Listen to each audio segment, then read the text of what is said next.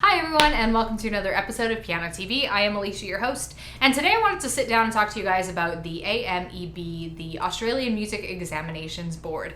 Now, previously on this channel, we've talked about other big music schools across the world. So you have the Royal Conservatory of Music, the RCM, based in Canada and United States. You have the ABRSM, which is the Associated Board of Royal Schools of Music. I think I mixed up some of those letters, which is based in the UK and it's also available worldwide. Trinity College London, which is based in the UK and also is available worldwide. But I've had quite a few Australian viewers and participants in my courses and stuff who use AMEB, and can I call it that? You Australians, let me know. How do you refer to it? Do you say AMEB or do you say AMEB? I'm just going to say AMEB, and you guys are welcome to throw fire in my direction if you think it's ridiculous. So AMEB. This is a Australian specific school. So if you are studying in North America, this isn't going to be a school that you're going to have any examination centers for. That being said, if you're self-studying, or even if you're working with a teacher, understanding and using a syllabus and program curriculum from one of these standard music schools, whether it be for AMEB or Trinity or RCM or ABRSM, can be incredibly helpful because it adds like clarity and focus to your piano journey. It gives you something to work for. Even if you're not taking the exams, it gives you kind of like a path. Like, here's what we expect at grade 4. Here's what we expect at grade 5. So if you've browsed the other music schools and you're not super happy with them, or there's one thing or another, I encourage you to check out AMEB. I already messed that up because it might have something that you feel like is missing from the other schools, even if you're not Australian. All right, so let's get into this video. We're gonna just be taking like a general bird's eye view. I'll give you some of what I've learned about this music school just from a bit of research. I don't have personal experience teaching this, obviously. I'm not Australian. You can probably tell that from the way I sound, but I did do a little bit of research into it. In this video, I'm going to talk a little bit about comparisons too, like how it compares to the other schools, which I'm a little bit more familiar with. So let's get started. So I could stand to be corrected here, and please someone let me know if I'm wrong, but it looks like they come out with a new series. But it looks like they come out with a new series every 5 years. So series number 17 was released in 2014, and then series number 18, which is the current one, was just released this year in 2019. It looks like the syllabi are completely rehauled about once a decade, which is pretty much how the RCM does it as well. One thing is that the syllabi for all various disciplines is not free, and that's a big difference between ABRSM and RCM. You can download the digital versions of the syllabus for any discipline completely free, but the fee for accessing this syllabi from AMEB are quite inexpensive. It's like $10. AMEB's piano grades are divided into 3 different levels. So level 1 is the preliminary, like kindergarten to 4th grade. Level 2 is 5th to 8th grade and also includes the certificate of performance. And then level 3 are the diplomas. So you have the associate and licentiate diplomas here. AMEB just recently updated their syllabi. The piano syllabus was fully revised in November of 2018. The newest publications in the series are called Series 18 gradebooks, and there are handbooks and recordings. There's a book for each of the 9 levels from preliminary to grade 8. In addition to these Series 18 repertoire books, which we're going to talk more about soon, they also have technical workbooks as well as sight reading workbooks. Now, the technical workbooks are divided in 2, so you have level 1 and level 2, and the sight reading, there's just one book to cover all of the levels. The new syllabus also contains Series 17 as well as 18, and you can use both of them for exams. The old syllabus is being phased out starting 2021, so you'll only be able to use the new syllabus in 2021, but for now you can use both. The comparison of difficulty level is pretty much, I think it's quite similar between the ABRSM and AMEB. So for example, in AMEB at a grade 5 level, you will be able to do, say, a Bach invention. And Bach inventions are like a late intermediate, early advanced kind of thing. In RCM, that would be around a grade 7 level. So you can see a little bit of divergence there, but it is really similar to ABRSM, I believe. And then at, I think it's a grade 6 level, with the AMEB, you can do a Bach Sinfonia, and Sinfonias are like an early advanced thing. In the RCM, it's about grade 9. So the way that I would compare the levels would be, because RCM goes to grade 10, RCM grade like 9, 10 is going to be roughly equivalent to AMEB's grade 8, and they kind of just stretch out a little bit. Like the other schools, you can also purchase the digital recordings of each of the pieces from their main books, so the books for each grade level. They have recordings by prominent Australian performers that you can use, and those are really handy. I love the AMEB syllabus because it's super detailed and comprehensive. They have these huge repertoire lists with dozens of selections of each level per grade. Like if you're looking at grade 1 list A, like that is literally dozens of choices just for one list. And then list B is pretty huge too. List C is pretty huge. I mean, the only other syllabus that's this comprehensive in my experience is the Royal Conservatory, and I'm a really, really big fan of that. It's nice to have a lot of variety to both listen to and play from and draw from, whether you're a teacher or a student. Each of the 9 repertoire books contain a small selection of pieces at each level. So I just have the prelim one open right now, and you'll notice that there's 4 selections each for list A, B, and C. And this is going to be true all the way up until I believe it's grade 5 when things start adding list D, in which case then you'll have 16 selections instead of, let me see if I can load this up. Yeah, 16 selections instead of just 12. So they're pretty small, but they're highly curated. And if you wanted to just go through a piano curriculum using nothing but these books, you could do much, much worse. This division into lists is the exact same thing that the Royal Conservatory does, as well as ABRSM. So this is a really common thing no matter what piano curriculum you're learning from. And like the other music schools, studying at AMEB doesn't mean only studying repertoire, although I say that with an asterisk. I'm gonna come back to that in a minute. But a comprehensive exam means that in addition to playing repertoire, you're also going to be doing sight reading, oral tests, and technical exercises.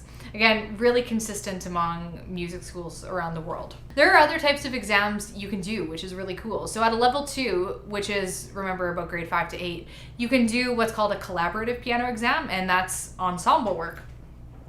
That fly! As piano players, we tend to be really solitary, so I think it's cool that they offer people an option to be less solitary and to do duets and things like that with like maybe a flute player or a violinist, things like that. So that's a really cool program. And then the other thing, and this is what I was talking about earlier, alluding to, is that you can also do a repertoire only exam. And they offer these with the idea that your repertoire, whatever you're playing, will demonstrate how good your technique is. So they expect that you're still practicing scales and stuff like that, but you don't have to perform them as part of the exam. You can choose to do just the repertoire only. And they'll be able to get a good sense of how skilled you are technically just by listening to the repertoire. So I think that's a really cool option. I don't think that, like, I'm kind of neutral on whether or not you should be tested for sight reading and stuff like that. Like, it's kind of cool to get the feedback, but at the same time, you can do that in your piano lessons too. So anyway, that's an option for people who don't want to like do the whole comprehensive thing and just want to play music when you do your exam. AMEB came into existence way back in 1887, but way back then it was basically just like a program of examinations from the University of Melbourne and Adelaide. In 1918, it was finally called the Australian Music Examinations Board and became the school we know and love today. So it actually just had its centennial last year, which I just realized that's kind of cool. With the AMEB, you can study and learn in a variety of disciplines in the arts, not even necessarily just music. So in addition to having a wide variety of musical instruments that you can study and take examinations with, you can always also do speech and drama, which I think is really cool. And that's a lot like Trinity College London. For piano, they offer you a few different options. So their main piano option is a lot like the RCM or ABRSM in that it's mainly classical focused. The repertoire is very, very similar between the schools. And yeah, it's basically like the standard path that you would expect. But they also have a couple alternate paths. They have the, I think they call it piano hobbyist. I think I'm messing that up. Another word for hobbyist. It's something like that. The piano for leisure category, which is going to be more contemporary. And they also have rock school keyboard, a course like that, and that would obviously be a program for people who are not interested in classical music at all. So I think it's really cool that they offer those alternatives, because I've observed in my own studio, not every kid or adult wants to learn in like a more classical based direction. So it's cool that they have alternatives. As the AMEB says, although technical work is not examined separately in an examination, the gradual accrual of technical skills still forms part of the examination criteria at each grade. Examiners are going to be assessing candidates on their technique as demonstrated in the performance of repertoire.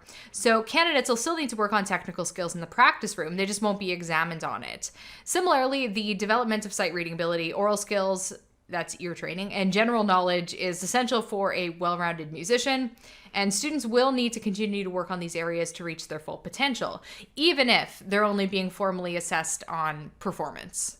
I should note that the repertoire-only exams are only available for the people in the regular piano course. For Piano for Leisure and the Rock School, you have to do just the regular exams. Something that is really unique to AMEB, and I think this is super cool, and I wish they did it with other exam schools, is they'll actually ask you questions. I think they said about 6 to 10 questions about your piece when you're at the exam. So if you're at, say, a level 2, they might ask you about the era of the piece you're playing. They might ask you about the composer. They might ask you stylistic related questions. The details of what they would ask you at every particular grade is in the syllabus. So if you're interested in that, definitely check it out. I think it's a really cool addition. I'm a huge fan, as you guys know, of having comprehension. So if you're learning a minuet, knowing what a minuet is, and if you're learning a piece by Bach, knowing who Bach is, that kind of thing. So I think it's really cool they incorporate that into their exams. I also wanted to talk about theory exams, which they offer between a grade 1 to 6 level. Now, these don't correspond with the other grades. So grade 1 theory is not necessarily equivalent to grade 1 piano. Grade 6 is as high as it goes. So they're kind of on their own like number system. I believe, and I'll show you the chart in a second, but I believe if you're at a grade 6 level, you'll do a grade 2 theory exam, and that would be your prerequisite. Up until the grade 5 level, you don't have to do theory to go along with the playing exams. You can if you want, but you don't have to. But starting at grade 6 playing, you have to have a corresponding theory test to go along with it, which is much like the RCM and ABRSM. So here's the table of what theory test you would need to pass at each corresponding grade level. And if you look at the bottom, it starts from grade 6 here. And it's kind of handy to know that there are ABRSM and Trinity equivalents as well. So you'll see that in the Trinity or ABRSM, you'd need a grade 4 theory, and that would equate to grade 6. But with AMEB series, the grade 2 theory level is what corresponds here. So it's a little bit different. And there are 3 different types of theory tracks that you can learn from as a student. You can do the standard theory of music, you can do musicianship, or musicraft. So this is how AMEB defines what these different categories are. Theory and musicianship are pretty closely linked up to grade 4. They both focus on keys, scales, intervals, chords, etc., etc. But musicianship tends to introduce keys, scales, and intervals at a faster rate than theory. Now, as theory progresses, there's a greater focus on the creative aspects like harmonization, melody writing. At grade 4, musicianship introduces a listening component. This features recognitions of scale forms, intervals, etc. There are also time and rhythm, expression of mood, and form questions. From grade 4 to associate, musicianship exams comprise a written and listening component, whereas the theory has no listening component, it's all written. Now, the difference with music craft, it's developed to teach the theoretical and oral aspects of music in a different way. So, for example, pitches are described using the Helmholtz system, and harmonies are described by using Roman numerals, so like figured bass, stuff like that. Cadences are described differently. So basically, it's just I think this would be different teachers prefer different things. So if you have a teacher who likes using these different aspects of teaching music, then that might be something you learn. If you are Australian, I highly recommend that you look into everything that AMEB offers. Whether or not you do exams, I think it's a great curriculum, and yeah, based on everything I've already said, I don't need to elaborate on anything further, but I love their syllabus. They have a couple little unique things about them, and yeah, it's pretty much, I can't remember if, I do think ABRSM is also, and I actually think you can do Trinity in Australia too, so you do have a few options, but I would say that this is the main one if that's where you're located. And for non-Australians, it still might be worth a look if you just want to take a look at a different curriculum. So I hope you enjoyed today's video. If you know a lot more, like if you're an AMEB teacher, if you're Australian, and you notice some gaps in my knowledge or anything you want to contribute, definitely mention it in the comments below. That's always a useful resource for other people who are watching the video. So I always appreciate the collaboration that way. Thank you so much for watching today's video. Subscribe if you haven't already, give it a like if you enjoyed it, and I'll catch you next week.